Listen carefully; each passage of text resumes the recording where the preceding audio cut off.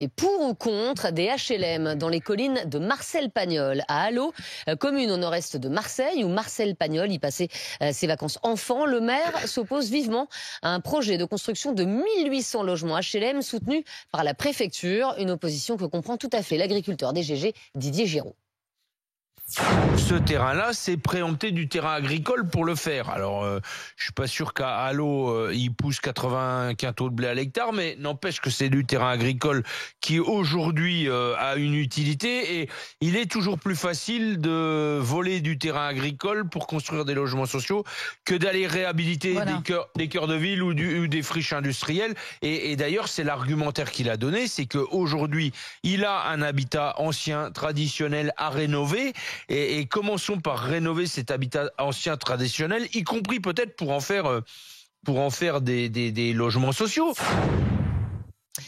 Perico Légas, est-ce qu'il faut construire des HLM dans les collines de Marcel-Pagnol ou au contraire préserver certains paysages? Surtout pas. Ce coin de Provence, historique, disposé d'un patrimoine naturel prodigieux, avec 3 massifs, les Alpilles, les Calanques, et là on parle du massif de l'Étoile, qui est le massif au nord de Marseille, voilà, avec des villes emblématiques.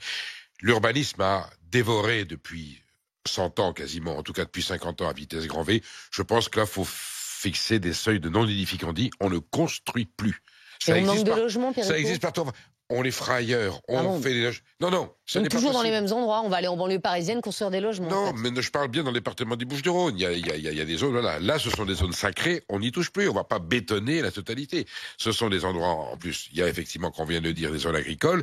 Là, il faut cesser le massacre. C'est affreux. C'est des conditions de vie épouvantables. C'est pas c'est des bars. Et on voit, c'est déjà ravagé quand on. Mais il y a 3 millions de personnes qui cherchent à se loger dans des HLM. On ne va pas. Alors, politique nationale, on ne fait pas le Grand Paris, on ne fait pas le Grand Marseille. On arrête de faire ces grandes agglomérations, ces mégapoles qui sont asphyxiantes, qui créent de la barbarie, qui n'apportent aucune richesse et qui apportent du malheur. Et on réétudie aujourd'hui l'aménagement. Il y a plein de gens bien dans les HLM, Perico. Je ne parle pas de la qualité des jeux. J'ai dit qu'on entasse des gens pour qu'ils soient malheureux parce qu'on les exploite facilement. On les loge. On repense l'aménagement du territoire avec un urbanisme, une politique urbaine de territoire. Ça s'appelle. Il y a un ministère. Mais ce sera peut-être des super cités HLM. C'est pas obligé d'être moche. On ne sacrifie plus 1 centimètre de nature propre. Il y a aujourd'hui des zones à transformer. Voilà. On ne touche plus, surtout autour de Marseille qui a besoin. C'est une géographie merveilleuse. Donc on ne loge pas les gens qui dorment dans leur voiture. Les Calanques, mais c'est comme si vous disiez pourquoi pas sur les Calanques. On a accepté que les Calanques on touche pas. Eh ben le massif de l'Étoile, c'est les Calanques qui sont pas au bord de l'eau. C'est le même principe, c'est les mêmes valeurs, c'est la même réglementation. Donc en fait les HLM on les met que dans des endroits moches comme ça. Donc on les met aux Calanques. Donc on arrête les Calanques. On arrête de protéger les Calanques. Et là c'est pas les Calanques.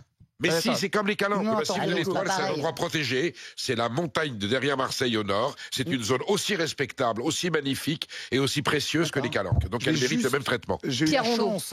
Cette semaine, je remplace Emmanuel Le Chypre. Donc je suis de matinale sur RMC tous les matins jusqu'à vendredi. Et donc j'ai eu la chance d'écouter ce matin dans la matinale le maire de la ville en question sur ce débat sur les HLM dans les collines de Marcel Pagnol. Ce n'est pas sur les collines. C'est dans une rue où il y a déjà des pavillons, où il y a déjà des maisons. C'est pas un problème, il y a d'autres projets. En termes d'urbanisme, là en l'occurrence, pour ce projet d'HLM dans la ville en question, c'est dans une rue qui est déjà construite, avec déjà des maisons. C'est pas sur des collines où on va empiéter sur le territoire de Marcel Pagnol. Et les tours en question, c'est pas des bars. Les bâtiments en question, on lui a posé la question. Ce sont des tours de 2 étages. Voilà. Non, mais je suis d'accord. C'est la conquête, c'est le fait qu'on continue à étendre s'intégrer directement dans le paysage de la ville. Si on accepte ça, on en fera d'autres après. Mais d'accord, mais là ici, il faut créer des logements. Dans la réflexion en termes d'urbanisme, au détriment de la nature. On ne fait pas des barbaries comme on le faisait il y a 40 ans, comme on a fait à Paris ou en banlieue. Moi, j'ai en tête à Paris les tours des Olympiades. C'est affreux. On ne le fera plus jamais, ça. C'est fini. Maintenant, les bâtiments sont réfléchis. Moi, j'ai en tête, pour parler de Paris, il y a des logements HLM dans Paris qui sont vraiment intégrés dans l'architecture parisienne et qui sont très beaux. Et on ne sait même pas que ce sont des tours HLM. Et à côté, tu as des zones pavillonnaires monstrueuses dans toutes les villes de France parce que c'est l'obsession des maires que de faire de l'extension. Mais c'est pas du HLM, économique. Ça. Les zones pavillonnaires. C'est d'urbanisation. Au HLM, ou m'en fous. On n'urbanise plus sur une zone naturelle protégée. Mais là, en l'occurrence, c'est pas le cas. C'est dans une rue. Oui, mais si tu fais ça ensuite, tu as une extension. Inévitablement. Parce que la démographie fait que les maires ont besoin de faire de la construction. Donc on fait comment? Mais il faut créer des logements, Perico. Il faut bien les créer quelque part. On les crée pas partout. D'accord, on fait des ghettos pauvres. On fait des ghettos de pauvres, on les met dans des cités HLM et on met des grandes tours. Et surtout pas dans des beaux endroits, oulala. Ah ben alors, ouvrons les calanques au HLM, je suis d'accord. Mais c'est une politique anti-pauvre, désolé que tu promeus, Perico. Je suis complètement d'accord avec Pierre. On peut aujourd'hui construire des HLM. Aujourd'hui à Paris, dans Paris, tu as des logements sociaux, tu vois même pas que c'est des logements sociaux, ils sont même parfois dans des immeubles haussmanniens. Donc, vous voyez le bâtiment de Tati, l'ancien Tati à Barbès, ça va devenir des logements sociaux. On n'a pas construit une barre d'immeubles. Je veux dire, on n'est plus obligé de faire ça. Pour moi, c'est juste que les gens ont peur d'avoir des pauvres dans les centres-villes. Voilà. C'est comme ça que je le ressens quand tu parles.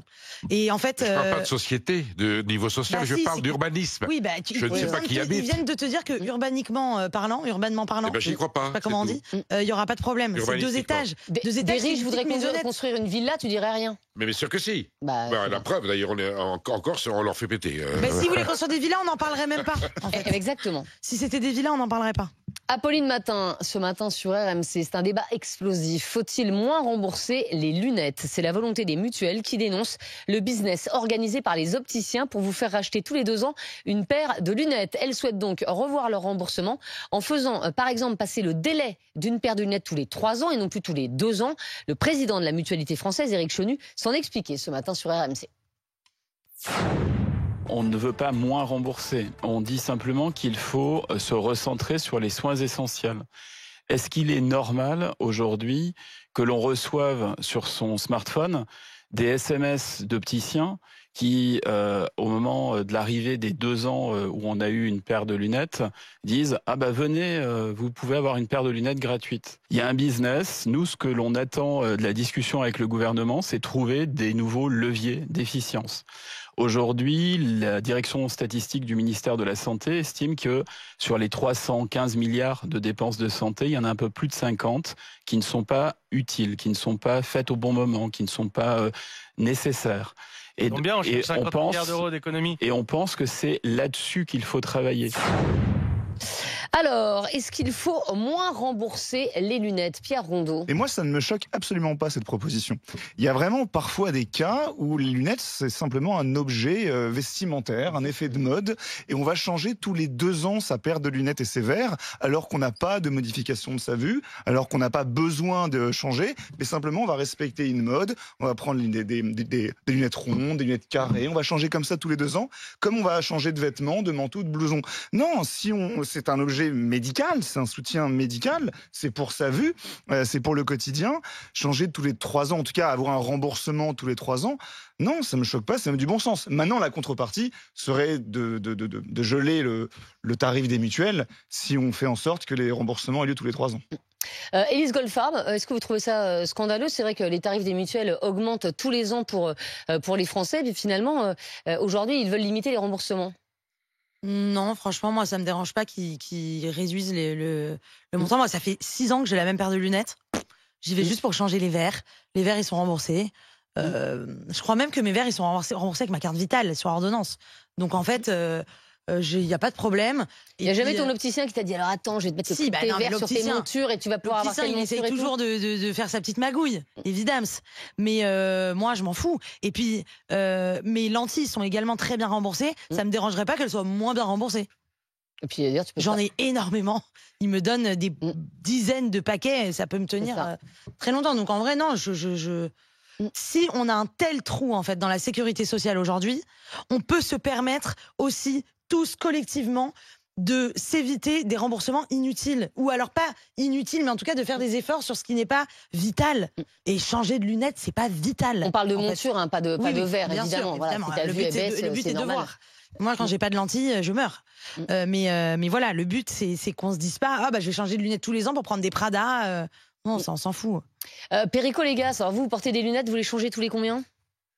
Je ne coûte rien, je porte des lunettes de pharmacie, ce qui met mon ophtalmo en colère, en l'occurrence ma belle-mère. Ah. Parce que au début, évidemment, je suis passé par le processus médical, avec remboursement dans un cadre légal, et je perds mes lunettes payantes à 300, 400, 500 euros quelquefois. 500 euros? La première, si, c'était les verres qui coûtaient cher. Ah oui, avec les verres, je c'était la monture. Non, je me disais, dis donc. Donc, non, mais la réponse est simple. On touche à rien. on fait sur prescription médicale, on fait que pour raison de santé, et on a tous besoin de la vue, et ça a été très longtemps mal remboursé comme les dents, donc la vue c'est essentiel, et donc ce sont des normes médicales faites par un ophtalmo, un médecin professionnel qui fait une ordonnance, et s'il faut en changer, on n'attend pas le tweet de l'opticien qui dit j'ai ma promotion, c'est le médecin qui dit ok, elles sont cassées ou elles sont plus aux normes, je vous donne une ordonnance pour les remplacer, et là, la prestation sociale s'applique. C'est pas à la tête du client en fonction des stocks du commerçant. Ça, c'est aberrant. Et c'est très facile à réglementer. Ça devrait être comme ça d'ailleurs. Ça devrait être tant par an ou tant $, et si on la change, on amène la vieille, l'ophtalmo vérifie qu'elle n'est pas bien, et à ce moment-là, on la remplace avec une ordonnance.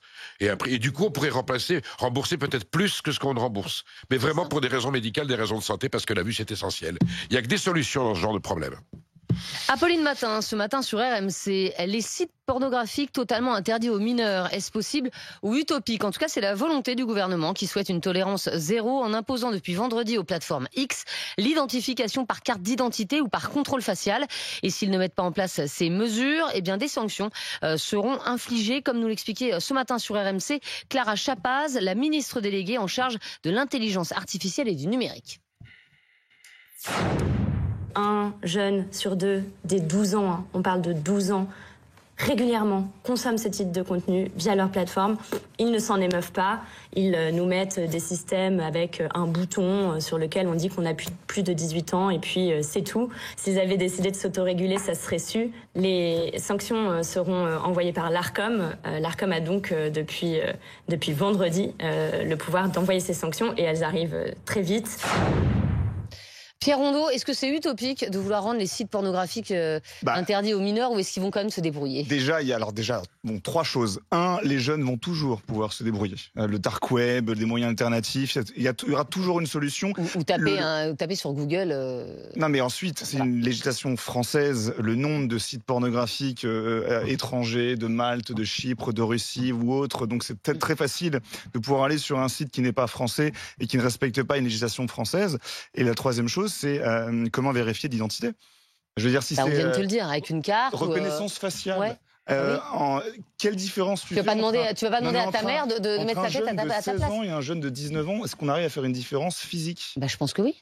Moi, j'ai un doute parce que parfois, je peux voir à travers mes élèves, par exemple, des gens qui ont 18-19 ans, qui ont une tête de jeune de 15 ans, et à côté, je vais voir un jeune de 15 ans qui, avec sa barbe, ressemble à quelqu'un de 19 ans. Mais ça limite déjà. Quelqu'un qui a 11 ans, il pourra plus y aller. Celui qui a 17 ans et 10 mois. Quelle différence physique avec celui qui a 18 ans et 1 mois? Oui, mais ça évitera aux plus jeunes d'y aller. En fait, le problème, c'est ça. 11 ans, c'est vrai. C'est les mômes de 12, 13. Ça, oui. Après, très naïvement, les gens qui ont des velléités de contrôler le web, moi, je trouve ça toujours très utopique. En tout cas, on vous sent très calé sur ce dossier, Pierre Rondeau. Sur le web. Oui, tout à fait. Élise Goldfarb, est-ce qu'il faut tout faire pour interdire le porno aux mineurs? Oui, je pense qu'il faut faire énormément. Moi, j'ai eu accès à mon premier porno quand j'avais 12 ans. Mais c'est très tôt. On me l'a montré de force. C'était des gens de ma classe qui voulaient me faire une blague. Enfin, ils nous faisaient des blagues aux filles, quoi. Ils nous montraient du porno. Bon, après, moi, j'ai su gérer la situation. Mais je ne vois pas comment, aujourd'hui, on n'arrive même pas à empêcher que des mineurs aillent sur les réseaux sociaux et on va pouvoir l'imposer aux sites porno. Je veux dire, en termes de RGPD, comment est-ce qu'on va imposer aux gens de montrer leur identité, d'envoyer une pièce d'identité? Et puis, comme a dit Pierre, ils vont toujours y arriver. Mais aujourd'hui, par exemple, quand tu vas sur un site de paris en ligne, notamment quand tu t'inscris, tu es obligé de mettre ta carte d'identité. Donc là, ce serait la même chose. Après, est-ce que ces gamins sont inscrits à des sites, ou est-ce qu'ils tapent sur Google ce qu'ils veulent voir et les images arrivent toutes seules de sites étrangers, etc. Oui, mais aujourd'hui, regarde, il y a beaucoup de porno qui tournent sur le réseau social X. Ok, tu peux pas montrer ta pièce d'identité si tu crées un compte X. Sinon, comment ils vont faire BFM, les médias, vous, RMC, c'est la pièce d'identité de qui que vous allez mettre? Ou quelqu'un qui veut faire un compte anonyme parce que il est réfugié, je sais pas, syrien, réfugié politique, afghan ou iranien, et il peut pas montrer son identité. C'est compliqué à mettre en place. Je suis pour, mais je vois pas comment ça va être fait. Perico Légas? On a eu le rectangle blanc longtemps à la télévision. Madame Pégel avait fait ensuite une programmation avec l'âge auquel on pouvait accéder. Nous avions dans les cinémas, c'était moins de 18 ans, et que s'il y avait un doute, la caissière demandait la carte d'identité. Aujourd'hui, le web a permis la divulgation de façon sauvage du cinéma, enfin de la pornographie. C'est une catastrophe. C'est comme les réseaux sociaux, hein. Il y a des choses formidables. Là, je ne sais pas comment effectivement les pouvoirs publics vont pouvoir contrôler, mais c'est un véritable fléau. Et vous avez des sociologues qui vous expliquent les dégâts que ça occasionne aujourd'hui dans l'esprit de jeunes personnes qui ne sont pas encore aptes à comprendre ce que c'est. Voilà. Donc c'est un vrai fléau et la solution doit être courageuse et douloureuse. Et aussi améliorer l'éducation sexuelle à l'école, parce que il y a une façon aussi de consommer le porno. De toute façon, oui, enfin, de comprendre. À 12 ans, la meilleure façon de le consommer, c'est de ne pas le consommer. Bien sûr, mais bon. Obligé de coucher. En tout cas, qu'on nous explique que c'est pas ça la vraie vie, que c'est pas comme ça le sexe, et qu'on ait vraiment des heures d'éducation sexuelle à l'école.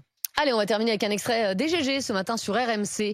Est-ce que le déclin des fêtes traditionnelles locales vous attriste? C'est le journal Le Figaro qui a enquêté sur ces fêtes héritées de nos traditions agricoles, gastronomiques ou encore de nos modes de vie. Elles font l'âme de nos territoires et pourtant 30% d'entre elles ont disparu en 4 ans à cause d'un manque de bénévoles. Un constat regrettable pour Marc. Il est forestier dans les Côtes-d'Armor et très attaché aux fêtes traditionnelles. J'habite en Bretagne et nous, les fêtes traditionnelles, les fêtes populaires, elles sont extrêmement importantes. Déjà pour le lien social et puis même au niveau touristique, au niveau de l'image de la région, elles sont en promotion. On a la fête à Paimpol, la fête des Terre-Neuve, on a la fête du fer aux Forges de Pimpon, on a la fête des remparts à Dinan. En Bretagne, on a 200 événements culturels tous les étés. Hein. Ce n'est pas uniquement pour rigoler, hein. C'est aussi l'image de notre région, c'est le tourisme, c'est beaucoup de choses comme cela. C'est ça. Perico Légas, est-ce que vous regrettez la disparition progressive des fêtes de village? Oui, parce que il y en avait certaines qui étaient peut-être pas essentielles, mais bon, j'en ai connu quelques-unes qui étaient folkloriques, hein, folkloriques. Mais il y en a qui sont vraiment patrimoniales, qui perpétuent des traditions, des savoirs et une culture ancienne, d'ailleurs très observée par la population locale, les touristes aussi. Non, là c'est la nouvelle génération qui va plus sur les écrans et détourner. Le pardon du beurre à Spézette à côté de Quimper. Oui. Donc il y a une énorme motte de beurre qui est sculptée, qui se balade dans le village, ensuite il y a une messe à la fin. Mais on pleure, tellement c'est émouvant, tellement c'est... Oui. Et tout le monde y va. Vous êtes ému par les mottes de beurre, vous? Le pardon du beurre à Spézette, vous qui avez sensible à la Bretagne, formidable. Et toutes les fêtes marines, qui a des fêtes de pêcheurs, la Bretagne les fêtes marines, c'est magnifique. La Bretagne est un trésor de fêtes populaires traditionnelles, très observées. Les charrues, ça a commencé comme ça. Hein. Les vieilles charrues, ça a commencé comme ça. C'est vrai qu'on a beaucoup de festivals comme bien ça sûr. en Bretagne. Et le peuple breton y est très attaché et le maintient. Exactement. Dans beaucoup de régions aussi. C'est magnifique. Mais il y a des endroits où, voilà. En Provence, il y en avait aussi, mais la masse a fait que ça a tué. Il faudrait les ressusciter. Mais oui, et que les jeunes s'investissent. Pierre Rondeau, les fêtes de village, évidemment, c'est pas votre truc à vous. À la place d'aller au porno. Alors là, je suis content que vous m'interpelliez pour dire que les jeunes doivent s'investir. Oui. Donc je suis le porte-parole de la jeunesse. Merci. Bah oui. Et oui, après, serait-ce une conséquence du Covid et des confinements et la montée de l'individualisme? Il a bon dos, le Covid. La montée, oui, il a bon dos, c'est vrai, mais il y a un constat, désolé, mais avant 2020 et après 2020, il y a une vraie différence générationnelle dans l'état d'esprit, l'usage des écrans, la montée de l'individualisme, de l'égoïsme, du chacun pour soi, et on arrive à cette fin des fêtes de village et des fêtes traditionnelles. Mais vous êtes le premier à ne pas nous engager, Pierre. Donc mais je ne me suis jamais vraiment engagé, en tout cas, j'ai jamais connu, hormis les fêtes de voisins auxquelles je ne participais pas à Paris. C'est sûr, vous ne participez à rien. Que ce soit avant ou après, moi, je n'ai jamais été engagé dans ce genre d'organisation. Eh bien oui, à cause de toi, les fêtes de village disparaissent. Voilà, c'est un constat.